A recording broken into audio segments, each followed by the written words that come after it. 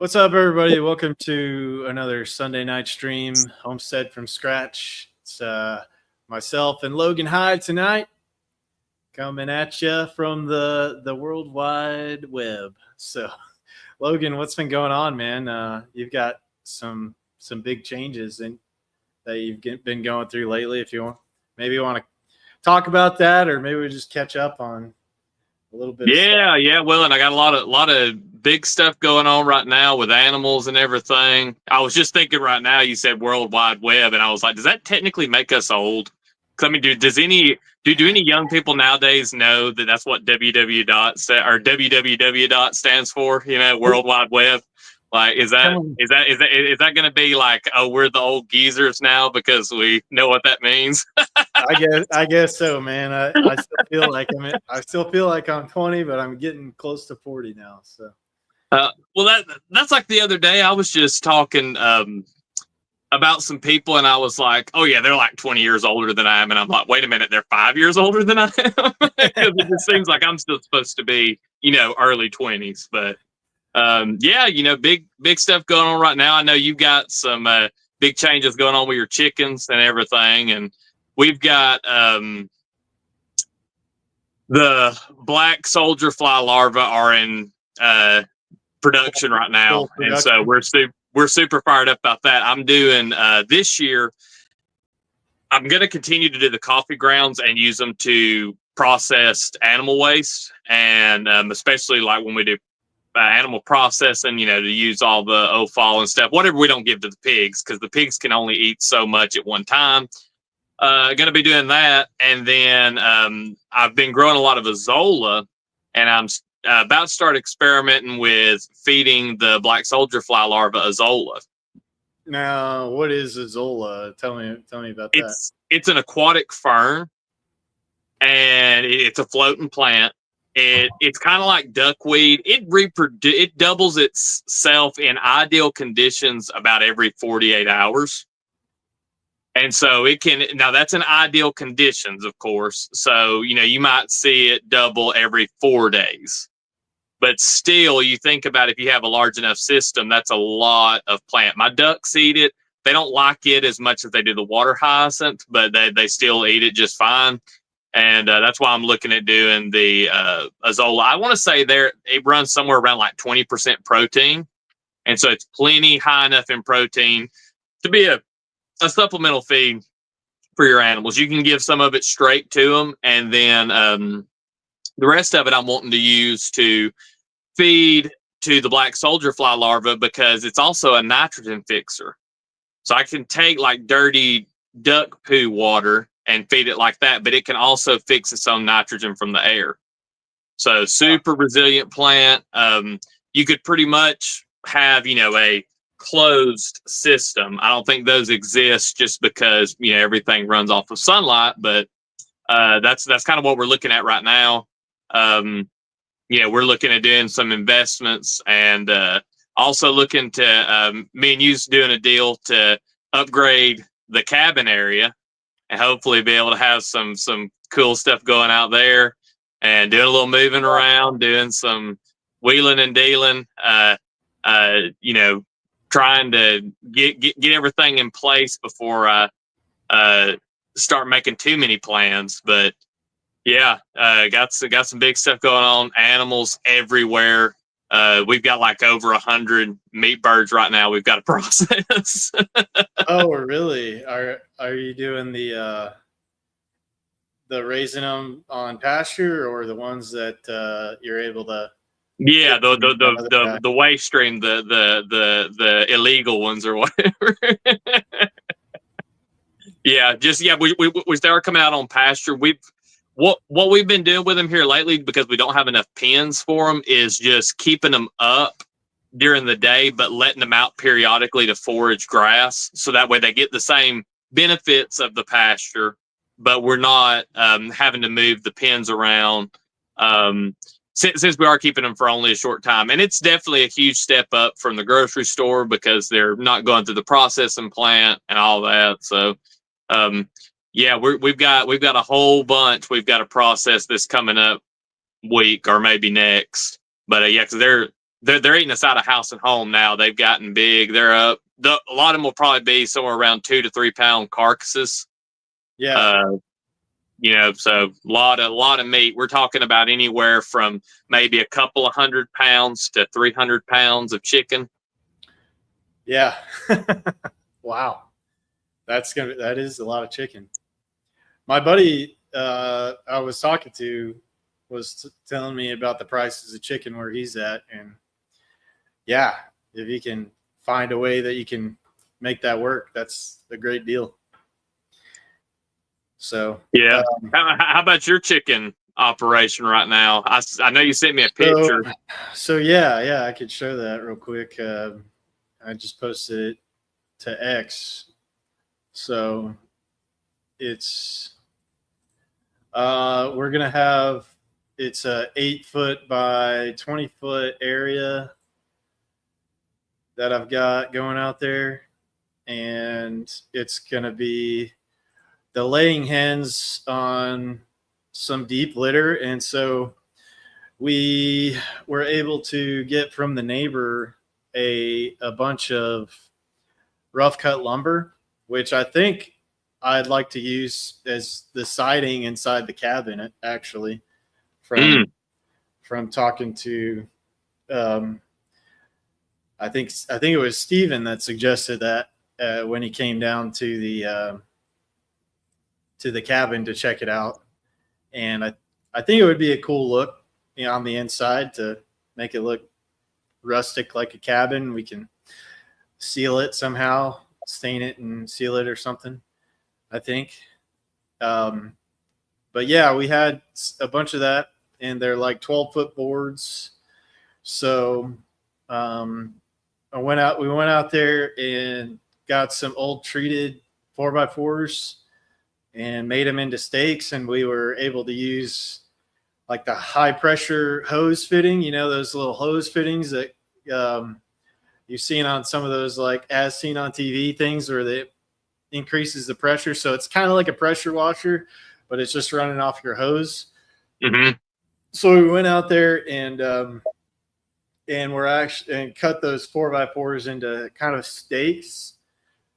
Just made a point at one end, and using a big mallet and that pressure washer hose thing, we were able to loosen up the ground enough to like kind of drive them down in there. I had to dig out a couple of the holes, but basically they're just set so that it's giving us the perimeter so that I could put some screws in there with some of those rough cut lumber boards. And it's just going to act as a way that the chickens aren't going to spread those wood chips everywhere. So just going to put enough of a layer in there so that they can sit on that, and when they scratch it around and everything, it'll keep it contained in that area. And we'll throw this chicken tractor or chicken house inside there. And so they're under a tree, so it'll be kind of partially shaded for them, so it won't get too hot.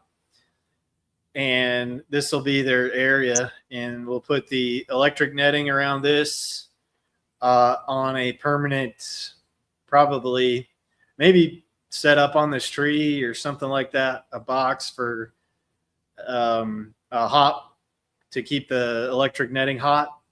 So instead of our little portable one, we'll ground one that plugs into the garage outlet over there, so it'll stay hot all the time. And that's the idea. Roast my build. Man, look, when it comes to building for animals, I really like Joel, because Joel Salatin, his dad was a finished carpenter. Yeah. From what I understand, he was also an accountant, but he was good enough that, according to Joel, he could have done, cabinetry, furniture, stuff like that. He was really good, and he never criticized Joel's 85-degree angles on stuff. And it's like, if you're gonna worry about what the animal's structure looks like, the animals do not care. Yeah. They couldn't care less And so it is, to me, now I get some people are a stickler, and I am in certain things, right? I like to be a stickler in certain things, but for the most part, it's like, hey, if it's not perfectly square, but it contains the animals or it protects the animals, who cares? Yeah. If somebody comes over to your homestead and you're showing them stuff and they put a square on your building, you need to stop being friends with that person. They're Yeah. not your friend.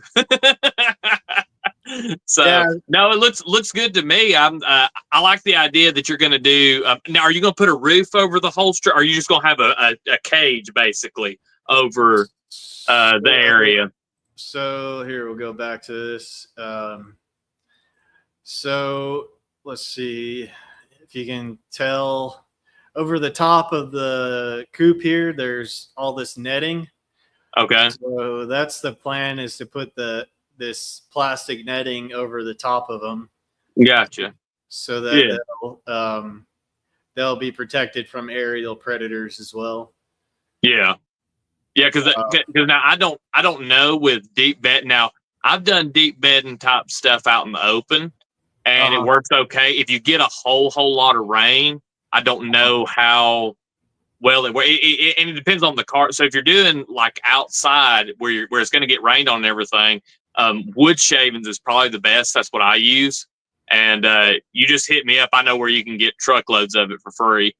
Now you have to shovel it yourself, but you can Okay. get it for free and not have to pay. Because man, you get wood shavings, if you buy them by the bag, you'll go broke doing deep litter. Because So, I've had to, anytime I've had to go and buy one because of an emergency, it pains me so much, because I'm like, two of these bags equals a bag of feed for my animals, and I'm buying this for them to basically use as a diaper.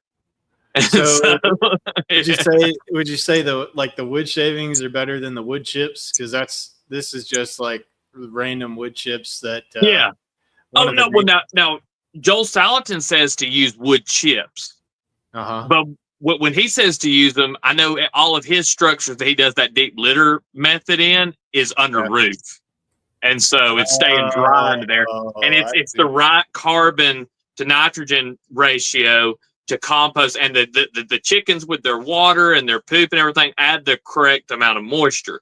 If it comes a pour down though on those wood chips, I don't know. It may work fine. It may do just fine. But I think about like where I've got my meat chickens right now. They've got a roof, little structures to get under, but the rest of it's out in the open. And I've been using just the wood shavings because they absorb so much moisture. So if you get a rain, it's not really a big deal. Now the wood chips, that they're going to naturally compost. They're still really high in carbon. But it's got a little bit of bark, a little bit of leaves, a little bit of twigs. But I don't think that it may not even make that much difference. But you But would I would say say that, maybe put a roof over it to keep it drier over the yeah, top of it. maybe. And well, because if you think about it, a lot of people, if they're making compost, they put a tarp over the compost because they don't want it to get rained on. Well, that might be pretty good actually You know, to throw something up over the top, and then the netting could go over that and drape downward, and because we'd have to build something maybe in the center to kind of hold that up. So we have some scrap tin out here, so we might be able to yeah. pull that off. Yeah. Or you might do just parts of it covered up, and then worst case scenario, leave it in a way that you could cover the whole thing. But I don't think that like I said, That's it a could be good a point complete though. non-issue. I didn't even think about that. Yeah. I mean, it could be a complete non-issue, but that's the only thing. But no, I really like that. I really like the idea now of doing like deep litter, because the thing is you get into like the rotational grazing and everything. You have to move them a lot, is what I found out. Yeah. Man, and not only that, but you think about just the infrastructure, even though it's portable and it's minimal, like you've still got to make all that stuff. You either got to make tractors, you either got to have a fence. There's no matter what you do, there is always maintenance with stuff. Well, we figured out that since we have such a high predator load, that portable solar charger wasn't really cutting it, because you have to have a pretty good ground for that Mm-hmm. thing. And sometimes the soil gets too dry and it doesn't get a good ground on it. Yeah. So me working all the time, and then my dad being able to do stuff here and there, we're able to keep up with it and keep them moving all the time. So, and then talking to Alan Booker, talking about laying hens, and was talking about keeping them more over a deep bedding area. Was like, hey, let's try this out now and let's give it a go. And so yeah, that's going to be the plan, and making sure it's on something that's going to stay hot for me all the time and keep that electric net hot. And if I have to go in with some hardware around the whole thing, or like some of that mesh metal stuff around the whole thing, then we'll go that route too. But want to see if we keep the net hot around it and they can stay in that area. Because like what he was saying is once those chickens get to adulthood, their demand for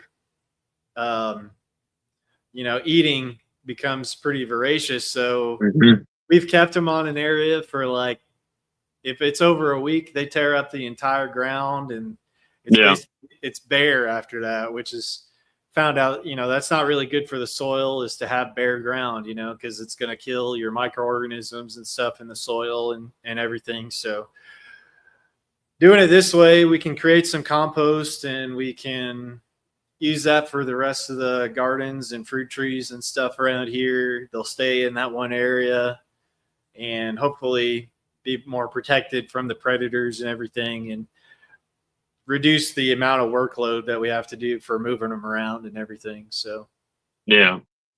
I remember Alan talking about that, and then, and I agree with him as far as like, if you're wanting the chickens to eat forage, it makes a lot of sense. Now, but I will say from my own experience, I've got a small chicken tractor that I'm moving laying hens around in.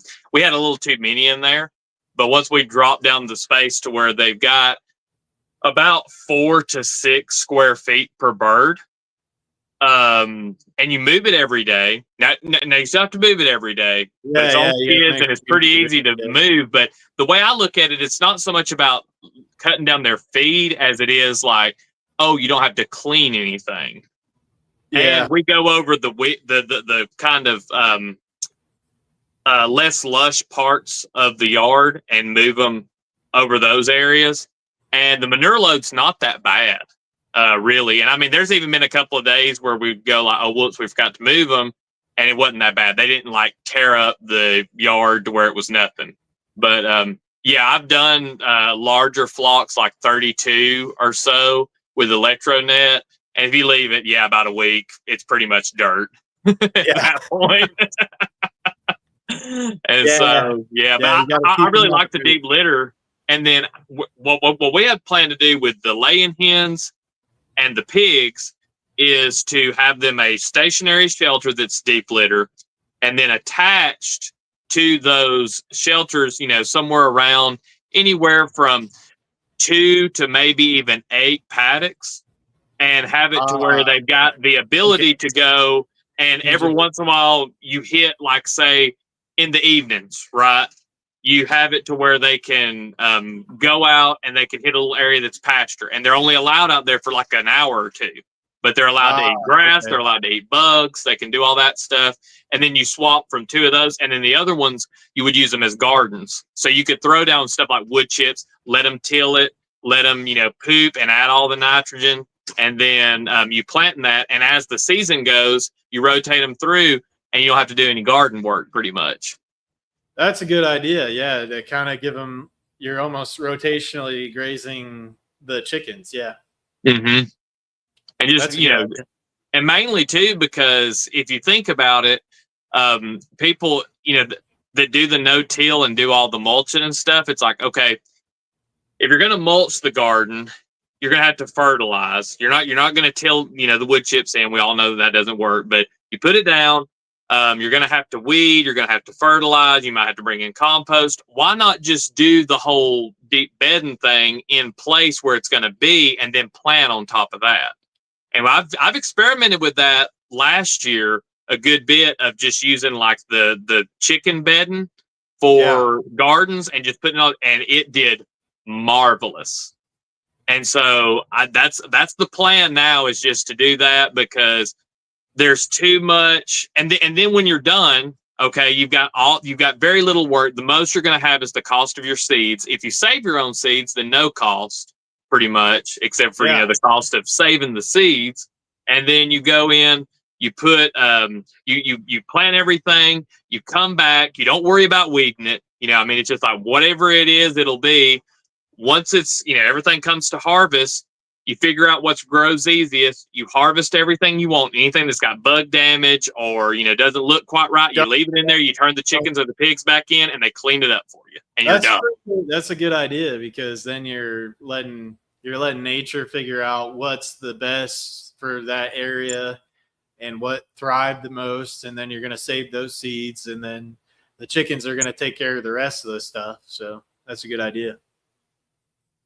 Man, I mean, if you think about, like, I like to look at every animal on the homestead as an employee of like, hey, I mean, now some people would say employee, some people would say slave or whatever, they would put like all these, but really and truly, you're just letting the animal express itself and do its natural habits that it is already going to do.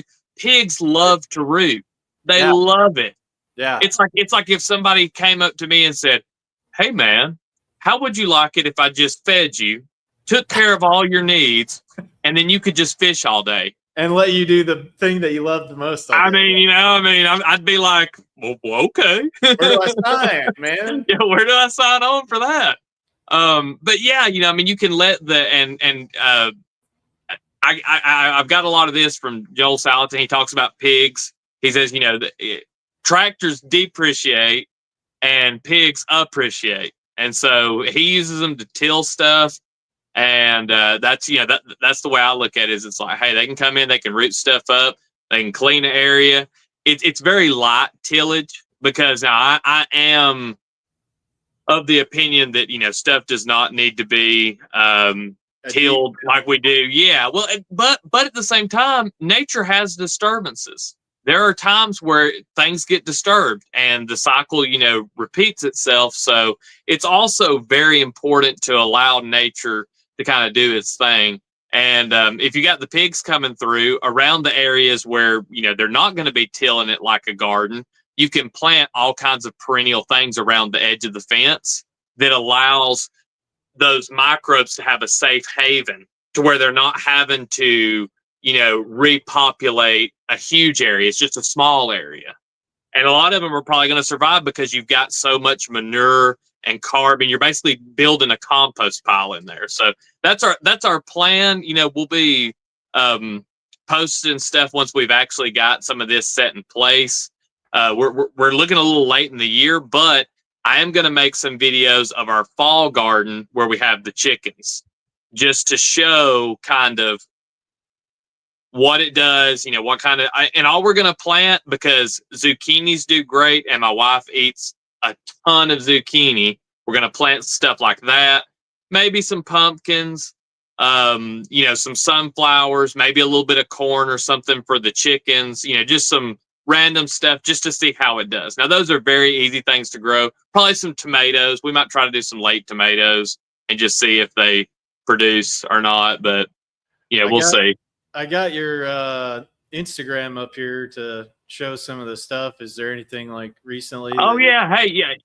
Pull up. Bruce Bellies did all of these. So my wife and I think some of those are at Francine's.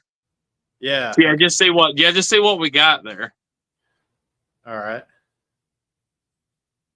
Oh yeah, that's her grow towers. That's right.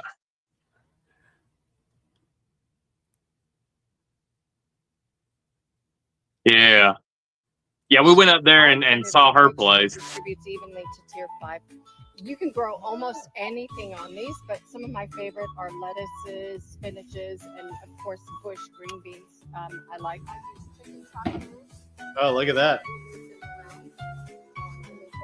But right now, we unfortunately have feral dogs. Oh yeah.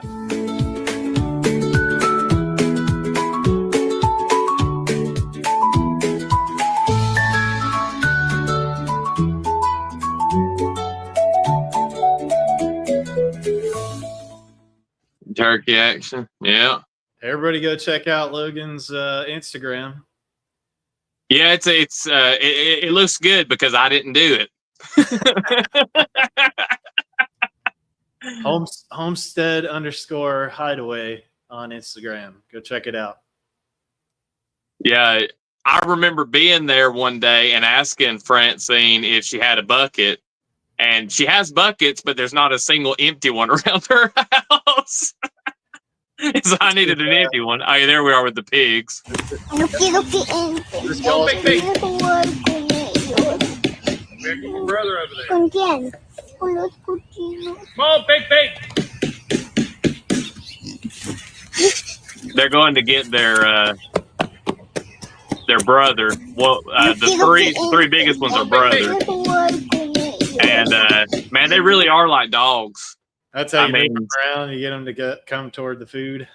Yep, and I mean, like right there, man, they're so smart. Like they had one of them was way off in another area. Yeah, and I told him, I told the others, I was like, go get your brother, and point, and man, they just start looking at him. They just start walking, going over there to get him, and then they know I'm not going to dump the feed until they're all there. Nice.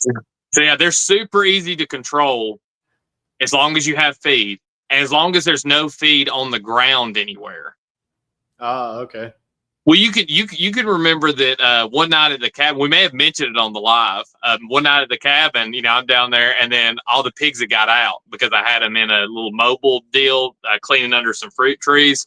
Yeah. And my dad had called and asked, hey, how do I get these pigs up? And I told him, I was like, whatever you do, don't spill anything on the ground. Because if you put anything on the ground, they're going to sit there and they're going to eat that until there's no specks left. And then you've got to, then they'll move. But as long as you've got food and you can kind of learn their behavior some, pigs, even though they're, twice as strong as me and you put together, you can move them anywhere you want them to go. They're very easily attracted by the food once you get them used to that. Man, I mean, mine, and they know places, like if I've got places where I've put corn, like for example, in the duck house, I had scattered a bunch of corn in there to get them to, turn over the bedding and everything. And as soon as I opened up the gate, they already knew what I had done. They went straight to the duck coop and started going to work. So, yeah, they're fun. If you get attached to animals pretty easy, pigs may not be for you because they can become like little puppy dogs. Really? Yeah. Yeah, they're really smart, aren't they? Extremely. Nice. Yeah, so that's pretty much what we've got going on. You said that you wanted to make it a little bit of a short one tonight. I wanted to show you this because this is pretty cool. I just got this in the mail. This is from the one the one podcast I listen to, AM Wake Up, and there's a lady on there that does. She's called the Marmot Lady, and she puts together these little calendars. And just got this in the mail from her. But it's got like. Does that say how things got stupider? Yeah, exactly.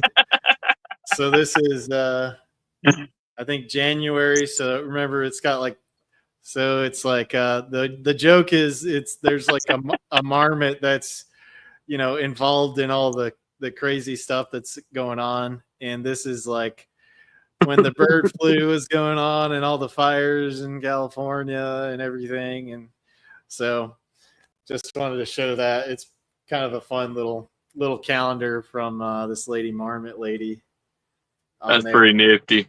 And then she's got these little stickers that are like Xi Jinping as Winnie the Pooh, and you can put them on the day, and they say fake and gay on there.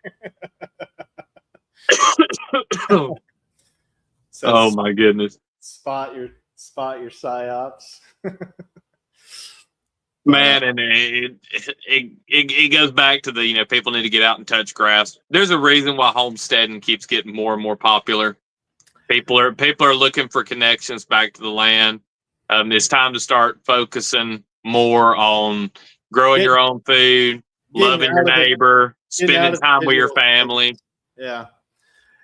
Yeah, extracting yourself from the digital space and getting into meat space some more. Yeah, and I love watching creators on YouTube doing what they do and learning from others. That's wonderful.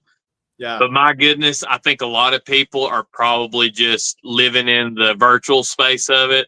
It's like, get out, if you end up with, all of your garden plants dying except for the carrots, and you get carrots that are this big and look like a hair more than it does a store-bought carrot, it's like, at least you got out and you got off the internet for a little while, Yeah, man, I find myself in the same kind of mode, and I'll be doom scrolling too much, and it really takes a toll on me. So look, if I'm able to leave the phone alone and go do this stuff outside and get some stuff accomplished, I feel so much better about myself and getting something done. Mm-hmm. Makes me feel really good, and helping somebody out too. Like if you can help somebody else out. And the last interview I had with Scott Armstrong, he talked a lot about that. Was like what kind of helped him move forward was by volunteering for people in a recovery program and getting in the kitchen and helping out with that, and just the people appreciating his help so much, and it really made him feel good. And I think a lot of times if we're stuck in our heads, or we're in that mode, and we're just in this kind of virtual world all the time, and we're not getting to interact face to face with other people, that we can get too much caught in our own thoughts. And really it helps by getting out and being part of a community, finding some people, helping out where you can, and getting that connection with people again will really help you pull you out of a dark place. It's hard to feel sorry for yourself or to be depressed if you have an attitude of gratitude, and it's hard to hate people that you serve, Yeah. And so that's that.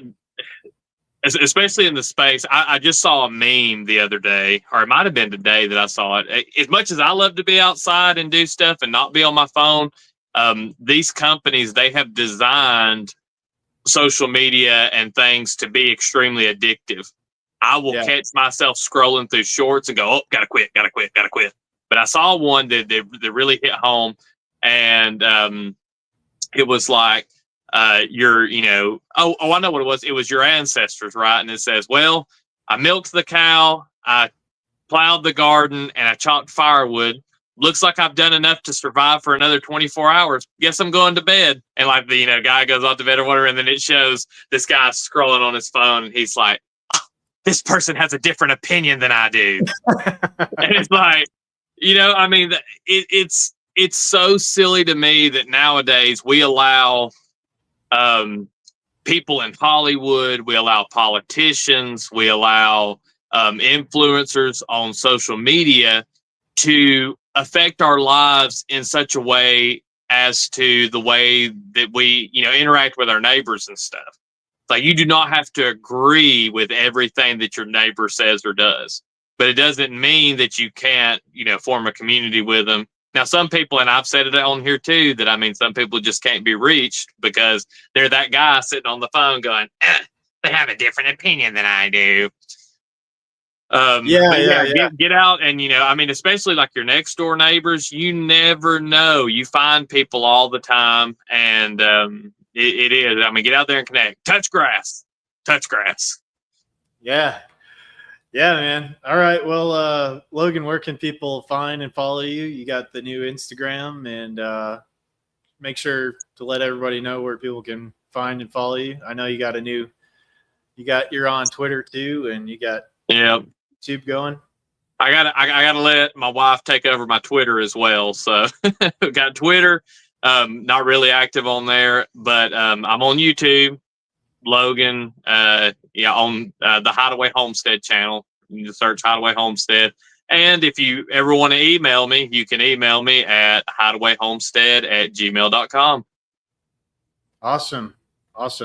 And then, folks, if you are tuned into the channel, I have been lining up guests to come on the Tinker Tribe podcast, and I have guests lined up for the next few weeks here, and there are going to be some really great ones. So this week is going to be all talking about communications and what you can do about communications. I got a couple of guys from the Freedom Cell group. We're going to talk about that.